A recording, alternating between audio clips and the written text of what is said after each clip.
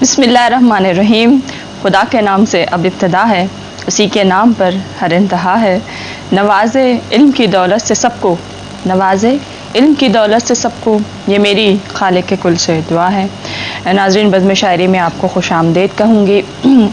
रमज़ान का बासादत महीना, जैसे कि आप देख रहे हैं कि रमज़ान का बासादत महीना शुरू हो चुका है। रहमत व मग़फ़िरत और दोज़ख से, आग से निजात का महीना।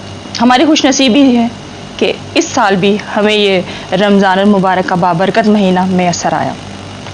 ये वो बाबरकत महीना है जिसमें दोज़ख के दरवाज़े बंद कर दिए जाते हैं और जन्नत के इन दरवाज़ों में से बाब रेयान, जो कि रोज़ेदारों के लिए मखसूस है। अल्लाह अपनी रहमतों से इस दरवाज़े से हर मुसलमान रोज़ेदार को दाखिल होने की तौफ़ीक़ अता फ़रमाए। मेट्रो वन रमज़ान मुबारक के खुसूसी नशरियात लेकर हम आपकी खिदमत में हाजिर हैं। इस साल भी हमने खुसूसी ट्रांसमिशन का एहतमाम किया है रमज़ान करीम के नाम से। इसी सिलसिले का आज पहला प्रोग्राम नाज़रीन हम आज पेश करने जा रहे हैं, जो कि हमने मरहूम अख्तर लखनवी, मारूफ नादगो शायर, उनका कलाम, उनकी ज़िंदगी से मुतल्लिक़ खुसूसी पैकेज तैयार किया है। इससे कबल नाज़रीन में अपने मेहमान का तारुफ़ करवाती चलूँ। अख्तर लखनवी की नातिया शायरी पर गुफ्तगू के लिए हमने ज़हमत दी है प्रोफेसर अली हैदर मलिक साहब को, और उन्हीं के साथ तशरीफ़ फरमा हैं PTV अवार्ड याफ्ता नादख्वां और नादगो शायर शकील मदनी साहब को।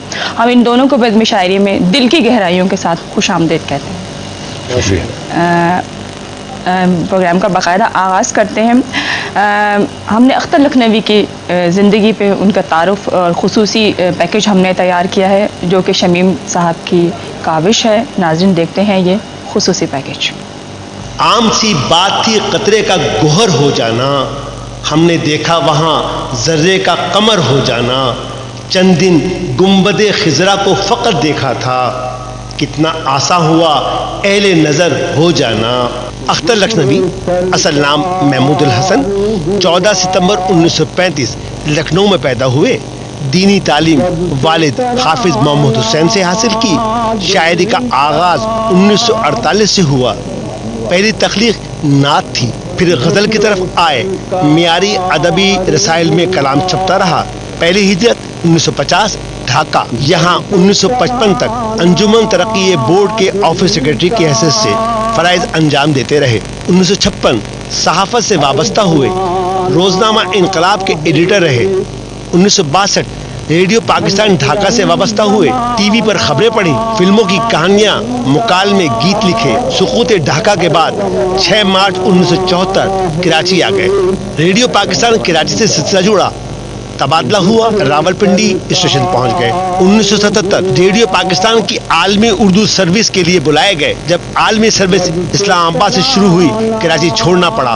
ज्यादा दिन न गुजरे, तबादला कराची हो गया और फिर 14 सितंबर 1993 रिटायरमेंट तक कराची में खिदमत अंजाम दी।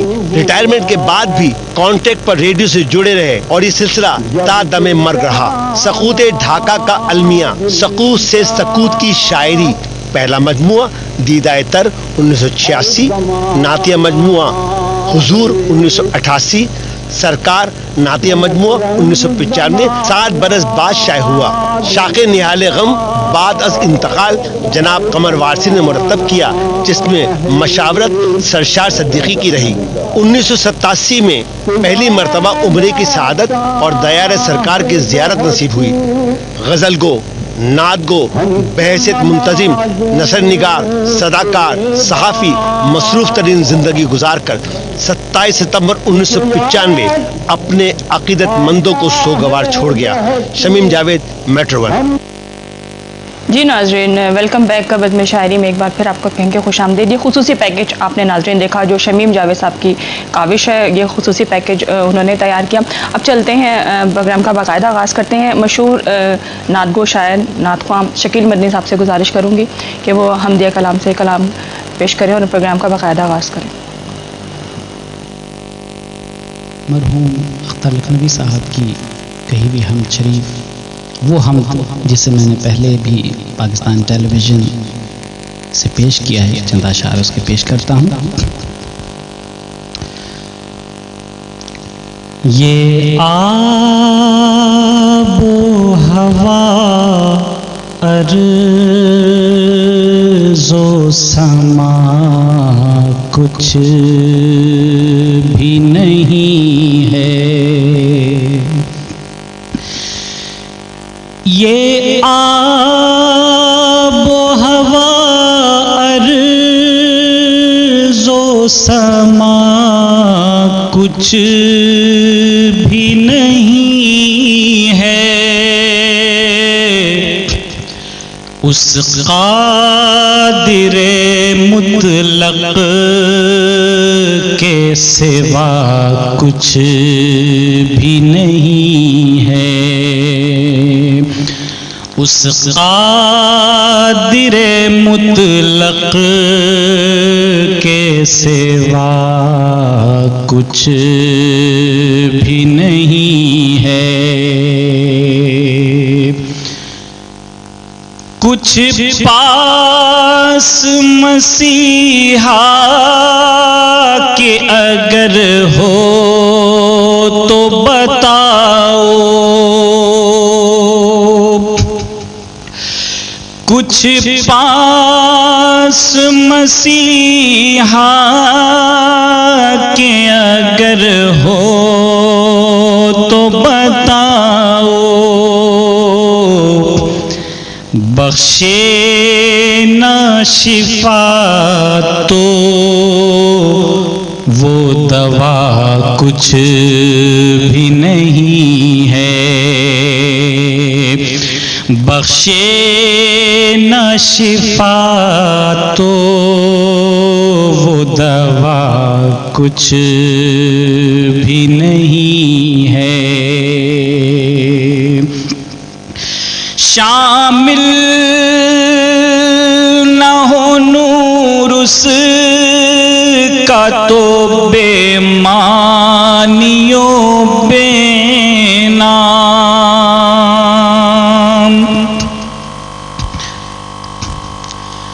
شامل نہ ہو نور اس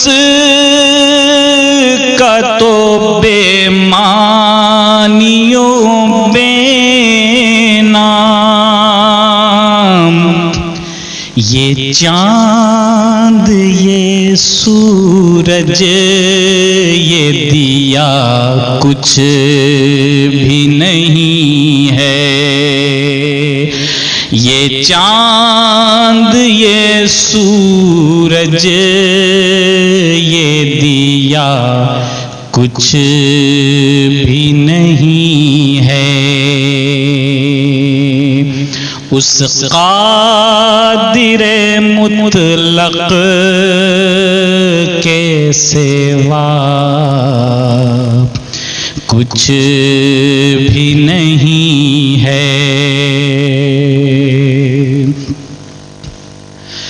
جب سوچا اسے شعلہ ہوئی فکر کی پرواز،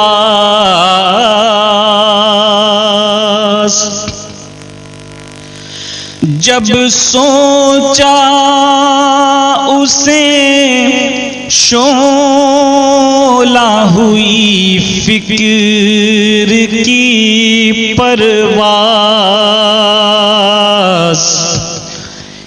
یہ فہم یہ ادراک ہے کیا کچھ بھی نہیں ہے، یہ فہم یہ ادراک ہے کیا کچھ بھی نہیں ہے، اس قادر مطلق کے سوا کچھ بھی نہیں ہے،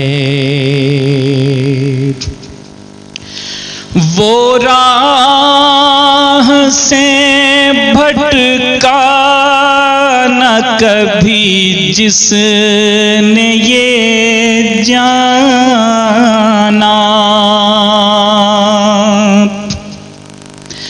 وہ راہ سے بھٹکا نہ کبھی جس نے یہ جانا،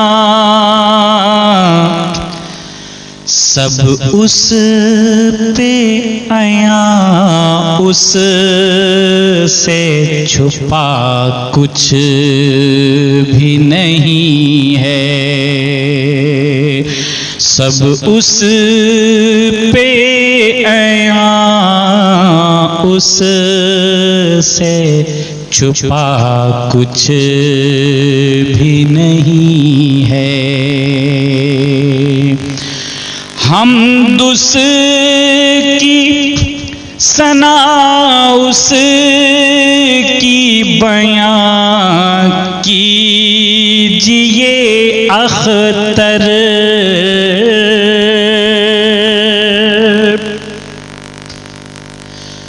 حمد اس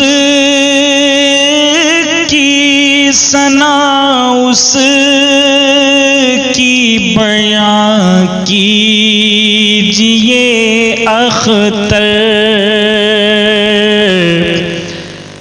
ہستی کا وجود اس کے سوا کچھ بھی نہیں ہے، ہستی کا وجود اس کے سوا کچھ بھی نہیں ہے۔ یہ آب و ہوا، ارض و سما کچھ بھی نہیں ہے، اس قادر مطلق کے سوا کچھ بھی نہیں ہے۔ ماشاء اللہ ماشاء اللہ، اختر لکھنوی کا کلام آپ نے نعت سے ابتدا کی، باقاعدہ پروگرام کا آغاز ہو گیا۔ اب چلیں گے علی حیدر ملک صاحب کی طرف۔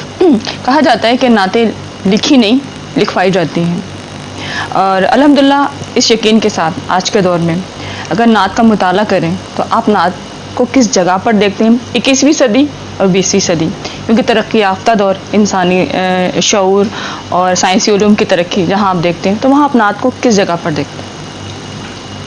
دیکھیں بی بی، سب سے پہلی بات تو یہ ہے کہ نعت اپنے موضوع کے اعتبار سے نعت ہوتی ہے جی، اور اس کا آغاز جو ہے حضور اکرم صلی اللہ علیہ وسلم کی حیات طیبہ میں ہی ہو گیا تھا۔ اچھا، یہ بہت اہم بات ہے۔ اہم بات اس لحاظ سے ہے کہ اگر ایسا نہ ہوتا، بعد میں نعتیں کہی جاتی، تو گمان اغلب یہ ہے کہ اس کو بدعت قرار دے دیا جاتا، لیکن چونکہ حضور کی زندگی ہی میں اس کا آغاز ہو گیا اور نعتیں پیش کی گئیں، آپ نے پسند بھی فرمائی، تو یہ سلسلہ وہاں سے چلا، عربی، پھر فارسی، پھر اردو میں۔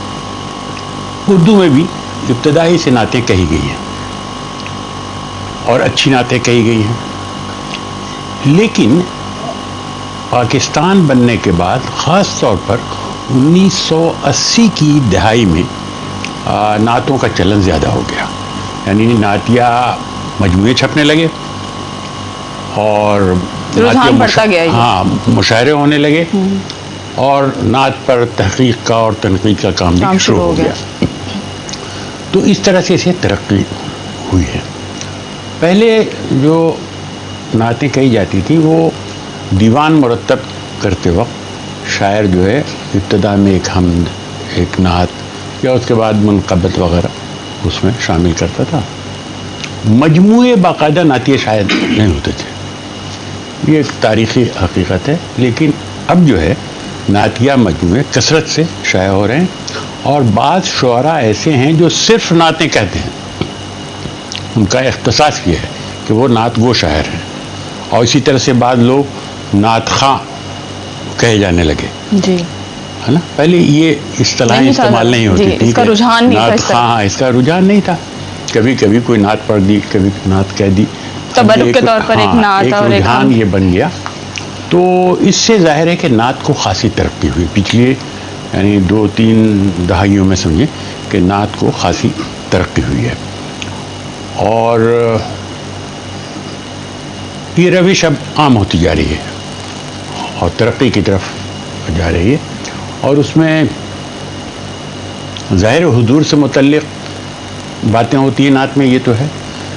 اب اس کو یہ نہیں سمجھنا چاہیے کہ چونکہ ایک ہستی سے متعلق یہ صنف ہے تو یہ محدود ہے، ایسا نہیں ہے۔ بے شک اس کی وجہ یہ ہے کہ دیکھیے حمد جو ہے وہ بھی مخصوص موضوع کے تحت، لیکن یہ دونوں موضوعات بہت بڑے ہیں، بلکہ سب سے بڑے ہیں، سب سے بڑے ہیں بلا شبہ، یعنی خالق کائنات کا ذکر اور اس کے محبوب کا تخلیق ذکر، کائنات کا ذکر، بالکل، یعنی اس سے بڑا اور موضوع کیا ہو سکتا ہے؟ سارے موضوعات زندگی کے اور علوم کے اسی کے تحت آتے ہیں، یا تو خالق کائنات سے متعلق یا وجہ تخلیق کائنات سے متعلق۔ سبحان اللہ سبحان اللہ۔ تو یہ بڑی اصناف ہیں، ان کو معمولی نہیں، اس میں دنیا کی ہر بات پھر سما جاتی ہے، یعنی کون سا علم ہے زندگی کا، کون سا پہلو ہے جو اس میں نہیں آتا، اس لحاظ سے ان کو بڑی اصناف سمجھنا چاہیے، اور اسی لیے اب اس پر تحقیق کا اور تنقید کا بہت کام ہو رہا ہے، اور بہت اچھا کام ہوا ہے، جو اس سے پہلے یعنی 40-50 سال پہلے بھی اس طرح کا کام نہیں ہوا تھا۔ سبحان اللہ، بڑا آپ نے تفصیل سے اس کا جواب دیا۔ ناظرین ہمیں چلنا ہوگا ایک چھوٹے سے وقفے پہ، وقفے کے بعد آپ کی خدمت میں دوبارہ حاضر ہوتے ہیں۔